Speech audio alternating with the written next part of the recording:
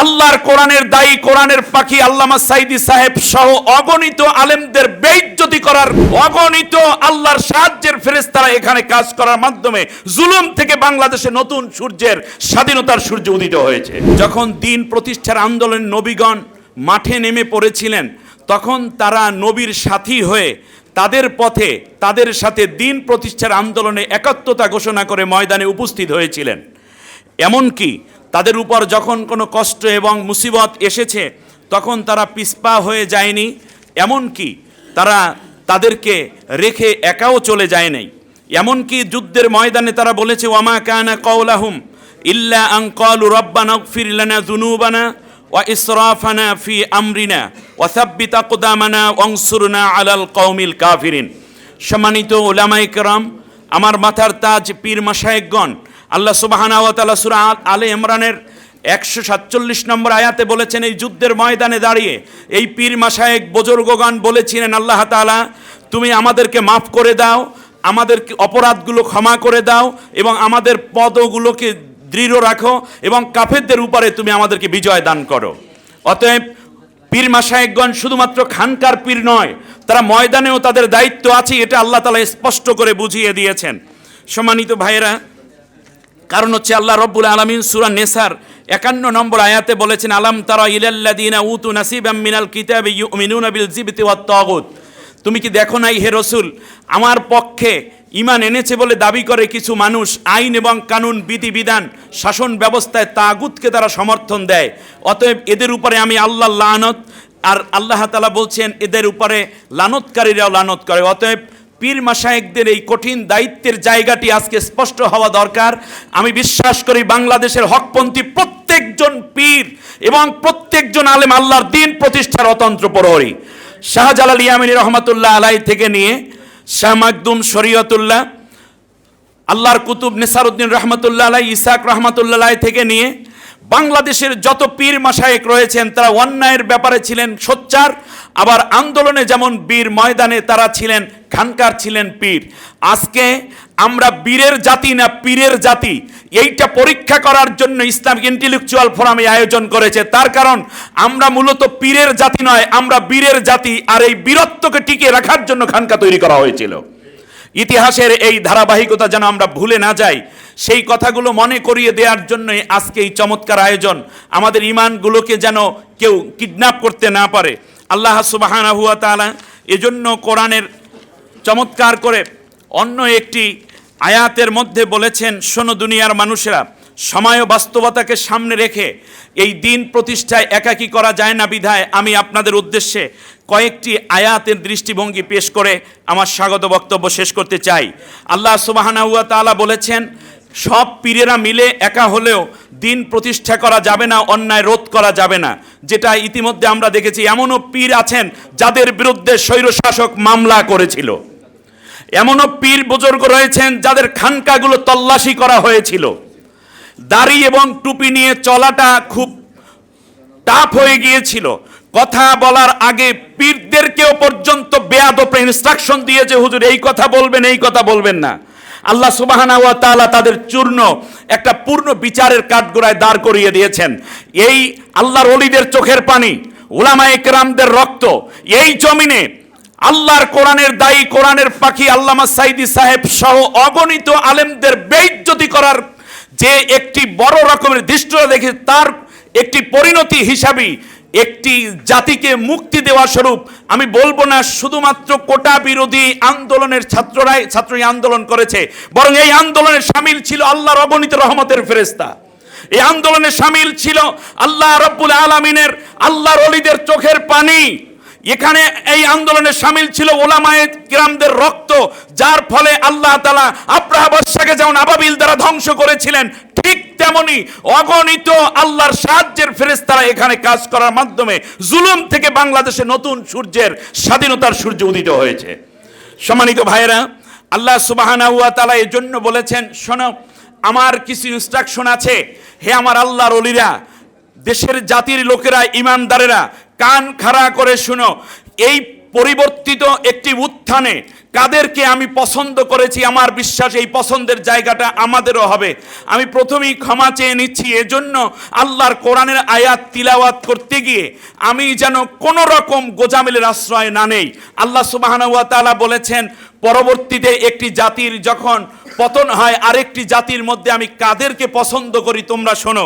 যে কথাটি কোরআনের 28 নম্বর সূরার 5 এবং 6 নম্বর আয়াতে আল্লাহ বলেছেন, আল্লাহ কোট করেছেন, এখানে সবাই আলেম, আমি শুধু একটু মনে করিয়ে দিলাম। সূরার নাম সূরা কসস। আল্লাহ সুবহানাহু ওয়া তাআলা বলেছেন, ওয়া নুরিদু আন্না মুন্না আলাল্লাযীনা ইসতুদঈফু ফিল আরদ ওয়া নাজআলাহুম আইম্মাতাও ওয়া নাজআলাহুমুল ওয়ারিসিন ওয়া নুমাক্কিনা লাহুম ফিল আরদি ওয়া নুরিয়া ফিরআউনা ওয়া হামানা ওয়া জুনুদাহুমা মিনহুম মা কানু ইয়াহজারুন। আল্লাহ তাআলা বলছেন, শোনো, আমি আল্লাহ তাআলা পরিবর্তিত একটি সুন্দর ব্যবস্থাপনায় একটি সভ্য এবং নিরহংকার বৈষম্যহীন একটি রাষ্ট্র গঠনের ক্ষেত্রে কাদেরকে প্রায়োরিটি দিচ্ছি তোমরা শোনো। অনুরিদু, আমি আল্লাহ ইচ্ছে করলাম, আন্না মুন্না আলাল্লাযীনা ইসতুদঈফু ফিল আরদ, জমিনের বুকে সবচেয়ে বেশি নির্যাতিত হয়েছে যেই দলটি, সেই দলকে আমি আল্লাহ আমার দয়া দেব, এটা আমি সিদ্ধান্ত নিয়েছি। সুবহানাল্লাহ পড়েন। এই জমিনের বুকে যারা রক্ত দিয়েছে, শহীদ হয়েছে, ফাঁসি হয়েছে, জেল কেটেছে, আল্লাহর ডিসিশন হচ্ছে এইরকম একটি মাজলুম দলকে আমি আল্লাহ পরবর্তীতে নেতৃত্বের জায়গায় আনবো, দয়া করব। এরপর আল্লাহ বলছে, অনাজা আলাহুম আইম্মাতান, এবং ইমামের বহু বচন আইম্মা আপনারা জানেন। জাতির প্রত্যেকটা জায়গায় আমি আল্লাহ তাআলা ওই দলটাকে ক্ষমতায় এনে দেব। অনাজা আলাহুমুল ওয়ারিসিন, এবং ওয়ারিসহীন একটি রাষ্ট্রের মধ্যে উত্তরাধিকার হিসাবে ওই দলটাকে আমি আল্লাহ উত্তরাধিকার বানাইয়া দেব। অনুমাক্কিনা লাহুম ফিল আরদে, জমিনের বুকে যারা আগে বেশি লাঞ্ছিত হয়েছে, মিথ্যা মামলা, হামলা, জেল, জুলুম, কিডন্যাপ, আয়না ঘরে নেওয়া, রিমান্ড দেয়া, রক্ত দেয়া, জীবন দেয়া, কত মায়ের কোল খালি হয়েছে, কত স্ত্রী বিধবা হয়েছে, কত সন্তান ইয়াতীম হয়েছে, যেই দলটির আমি আল্লাহ রব্বুল আলামিন চাইলাম যে ওই দলটিকে শক্তিশালী করে দেব। সুবহানাল্লাহি বিহামদি। এরপর আল্লাহ বলছেন, ফেরাউন, হামান এবং তার সৈন্যবাহিনী যেন বুঝতে পারে আমি আল্লাহ তাআলা জুলুম ছাড়াও এই রকম একটি ন্যায়পরায়ণ শাসন কিভাবে আমি কায়েম করতে চাই। দ্বিতীয় যেই আয়াতটি আমি আপনাদের উদ্দেশ্যে তেলাওয়াত করতে চাই, আল্লাহ তাআলা বলছেন, ওমা নাকামু মিনহুম ইল্লা আইয়ুমিনু বিল্লাহিল আজিজিল হামিদ, তাদের আর কোনো অপরাধ ছিল না। সূরা বুরুজের 8 এবং 9 নম্বর আয়াতে আল্লাহ তাআলা বলছেন, অপরাধ একটাই, তারা চেয়েছিল আল্লাহর উপরে দৃঢ় বিশ্বাস এবং আস্থা থাকুক, এই জমিনে আল্লাহর দ্বীন প্রতিষ্ঠিত হোক। ইল্লা ইউমিনু বিল্লাহিল আজিজিল হামিদ আল্লাযী লাহু মুলকুস সামাওয়াতি ওয়াল আরদ, যেই আসমান এবং জমিন আল্লাহর, এখানে রাজত্ব চলবে আল্লাহর, এই দাবি করা ছিল তাদের অপরাধ। এই কারণেই তাদের উপরে অত্যাচার করা হয়েছে। আল্লাহ সুবহানাহু ওয়া তাআলা এই দলটিকে পরিচয় করাতে গিয়ে আবার বলছেন, মিনাল মুমিনিনা রিজালুন সাদাকু মা আহাদুল্লাহ আলাইহি ফামিনহুম মান কাদা নাহবাহু ওয়া মিনহুম মান ইয়ানতাযির ওয়া মা বাদদালু তাবদীলা। সূরা আহজাবের 23 নম্বর আয়াত, 30 নম্বর সূরা 21 নম্বর পারায় গিয়ে আল্লাহ রাব্বুল আলামিন বলছেন যে শোনো, এই সেই দলটির মধ্যে এমনও লোক আছে, একজনের পর একজনকে কিডন্যাপ করা হচ্ছে, ক্রস ফায়ার দেয়া হচ্ছে, হত্যা করা হচ্ছে, জেলে নেওয়া হচ্ছে, গুম করা হচ্ছে, এরপরেও তারা একদিন দিন প্রতিষ্ঠার সবক নিয়েছিল, তার থেকে তারা এক চুল পরিমাণ পিছপা হয়ে যায় নাই। তাদের আন্দোলন এবং চিন্তাকে তারা এস্টাবলিশ করার জন্য সামনে অগ্রগামী হয়ে আছে। এমন একটি দল আছে। রাসূল সাল্লাল্লাহু আলাইহি ওয়াসাল্লামের একটি হাদিস দিয়ে আমি আর আজকের এই প্রসঙ্গ শেষ করতে চাই। রাসূল সাল্লাল্লাহু আলাইহি ওয়াসাল্লাম বলেছেন, যে হাদিসটি রিওয়ায়াত করেছেন আব্দুল্লাহ ইবনে ওমর রাদিয়াল্লাহু তাআলা আনহুমা, আন্না রাসূলুল্লাহ সাল্লাল্লাহু আলাইহি ওয়াসাল্লাম قال ফাত্তাবিউস সিওয়াদাল আযম ফাইন্নাহু মান সাজ্জা ফিন্নার। আমরা জানি এই হাদিসটি মুস্তাদরাক হাকিমে রয়েছে।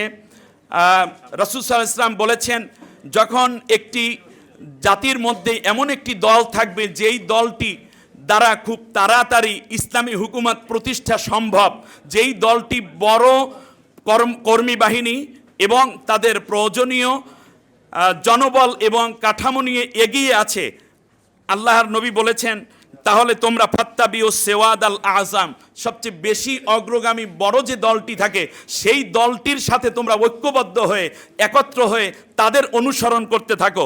আরেকটি বিষয় মনে রেখো, যে এই রকম নীতি এবং পন্থা থেকে দূরে সরে যাবে সে জাহান্নামের মধ্যে পতিত হবে। সম্মানিত ভাইরা, আজকে এই জায়গায় দাঁড়িয়ে আমি শুধু এটাই বলতে চাই যে বাংলাদেশ মুসলমানদের রক্তে রঞ্জিত বাংলাদেশ, কোটা আন্দোলনে যারা জীবন দিয়েছে তারা শতকরা 99% মুসলিম সন্তান, ঠিক কিনা বলেন? আমরা চিন্তাও করতে পারিনি আল্লাহ তাআলা এত তাড়াতাড়ি একটি জুলুম থেকে এই জাতিকে মুক্তি দান করবেন। এটা আল্লাহর সবচেয়ে বড় দয়া, এটাকে ধরে রাখতে হবে। উলামায়ে কেরামদেরকে এই জায়গায় ঐক্যবদ্ধ হতে হবে। সম্মানিত উলামায়ে কেরাম, বিশেষ করে পীর মাশায়েখ, আপনারা আমাদের আত্মশুদ্ধ করার জন্য চেষ্টা করেছেন এবং করে যাচ্ছেন। আপনাদের এই খেদমত আল্লাহ কবুল করুন।